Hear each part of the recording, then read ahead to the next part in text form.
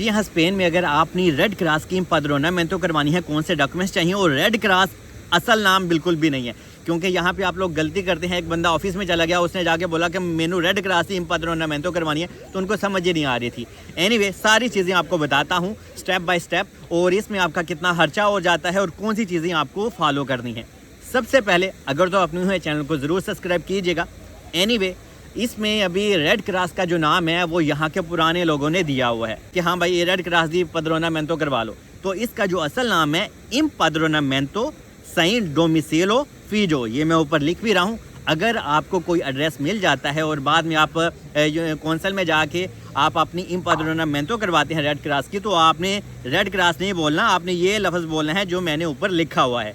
तो ये तो हो गया क्लियर। फिर उस बंदी या बंदे को, जो भी ऑफिस वाला होगा, उसको समझ आ जाएगी हाँ भाई ये कौन सी एम्पाद्रोनामेंटो की बात कर रहा है। तो अजुंतामेंटो में जब भी आपने जाना है तो आपने हमेशा अभी यही करेक्ट लफ्ज़ यूज़ करना है, इससे वो कंफ्यूज बिल्कुल नहीं होते और आपका टाइम भी वेस्ट नहीं होता और आपका काम भी हो जाता है। तो अभी आपने अपनी रेड क्रॉस की, मैं रेड क्रॉस बोलता हूँ अभी क्योंकि तो इतना थोड़ा रेड क्रॉसेज एंच हो रही है, तो अभी आपने कैसे करवानी है समझ लें। आप यहाँ पे स्पेन में आ गए तो इसमें भी आपको एक एड्रेस ज़रूर चाहिए होता है। कुछ लोग कहते हैं कि नहीं भाई नहीं चाहिए होता, क्योंकि लोग आपसे बाद में धोखाधड़ी करते हैं, लेकिन इसमें भी आपको एक एड्रेस चाहिए होता है और वो एड्रेस लेके आप कौंसल में, मतलब कि अजुंतामेंटो के ऑफिस में जाते हैं। और जब आप अजुंतामेंटो के ऑफिस में जाते हैं तो आप उनको जाके बोलते हैं कि हाँ भाई ये मेरे पास एक एड्रेस है और मैं ये एड्रेस यूज़ करना चाहता हूँ और मैं यहाँ पे रहता हूँ, लेकिन फॉर सम रीज़न मैं आपको इस घर का कॉन्ट्रैक्ट वगैरह नहीं दे सकता। इसमें आपको कॉन्ट्रैक्ट वगैरह की ज़रूरत बिल्कुल नहीं होती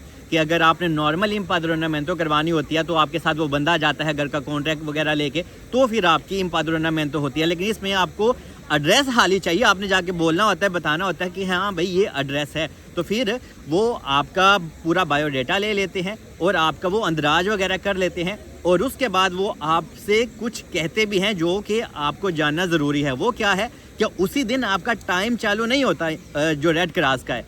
क्यों? क्योंकि जब आपका वो बायोडाटा ले लेते हैं उसके बाद वो आपको कहते हैं अभी आप चले जाएं, आपको हमारी तरफ से एक लेटर आएगा। अभी उस लेटर को आने में तकरीबन आजकल तो बार्सिलोना की अगर मैं बात करूं तो 4 से 5 महीने भी लगते हैं, और अगर मैं मैड्रिड की बात करूं तो 3 से 4 महीने लगते हैं, और अगर मैं वलेंसिया की बात करूं तो ये आपको जो पहला लेटर आता है वो तकरीबन 3 महीने में आ जाता है। लेकिन हर सिटी का थोड़ा सा अप एंड डाउन है, लेकिन आपके थोड़े से महीने इसमें ज़रूर लग जाते हैं। तो जब आपको वो पहला लेटर आता है गवर्नमेंट की तरफ से, तो गवर्नमेंट वाले जब पहला लेटर सेंड करते हैं उस लेटर में आपका लिखा क्या होता है, वो ये लिखती है गवर्नमेंट कि हम आपको इंक्वायरी, मतलब कि चेक करने के लिए, देखने के लिए आएंगे क्या वाकई आप उस घर में रह रहे हो या नहीं। क्योंकि नॉर्मली यहाँ पे क्या होता है कि लोग सिर्फ एड्रेस यूज़ करते हैं और रहते कहीं इधर उधर करके हैं, उस घर में नहीं रहते। लेकिन जब आपका वो पहला लेटर आता है जो आपने एड्रेस दिया होता है, तो वो जो घर का ऑनर या मालिक होता है जिसके साथ आपकी बात हुई भी होती है, वो आपको इन्फॉर्म कर देता है कि हाँ भाई आपका फर्स्ट लेटर आ गया है और फ़लाँ दिन गवर्नमेंट वाले ऑफिसर आपको हमारे घर में चेक करने आएंगे, तो आपका यहाँ पे होना ज़रूरी है। तो जनाब वो आपको देखने के लिए जब जाते हैं तो कोई पुलिस भी साथ लेके जाती है तो नहीं, नॉर्मली एक लेडी होती है या एक बंदा होता है, कभी कभी 2 इंसान होते हैं। लेकिन जैसे कि मेरे कज़न को भी एक ही लेडी देखने आई थी,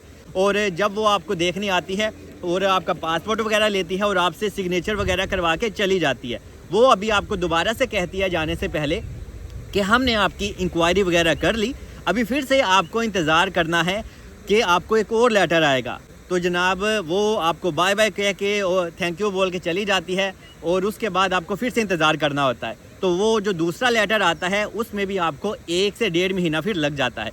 ज़्यादा टाइम लगता है पहले लेटर के आने का। जब आपकी इंक्वायरी हो जाती है तो वो वाला जो सेकंड लेटर आपको आता है वो तकरीबन 1 महीने के अंदर ही आ जाता है। उसके बाद उस लेटर में लिखा होता है कि अभी आपकी जो एम्पाद्रोनामेंटो है वो आप हमारे पास आएँ तो हो जाएगी। तो जब आपको सेकंड लेटर आ जाता है तो वो लेटर लेके आप अजुंतामेंटो के ऑफिस में जाते हैं और अपना पासपोर्ट वगैरह लेके जाते हैं। تو جناب تب وہ آپ کی امپادرونامنتو کا ٹائم سٹارٹ کر دیتے ہیں کہ ہاں بھائی آج سے آپ اسپین کے رہائشی ہو گئے ہو مکمل طور پہ. رہائشی کا مطلب یہ نہیں کہ آپ کو ریزیڈنس کارڈ وغیرہ مل گیا, مطلب کہ ابھی آپ کا ٹائم جو 2 سال والا ہوگا نا جونتامنتو کا, جو امپادرونامنتو کا ٹائم ہوتا ہے وہ آج سے سٹارٹ ہو گیا ہے. تو ابھی آپ یہیں پہ رہیں 2 سال, کیونکہ جب آپ کی یہ امپادرونامنتو ریڈ کراس کی ہو جاتی ہے نا تب آپ نے یہاں سے چھوڑ کے اسپین کو نہیں جانا. یہاں پہ یہ کویشچن بھی لوگ کرتے ہیں کہ ہاں سلمان ہم انڈیا پاکستان چلے جائیں یا کسی اور کنٹری میں چلے جائیں, فرانس میں جا کے بلیک میں کام کریں, تو please don't do any legal things in Spain, okay.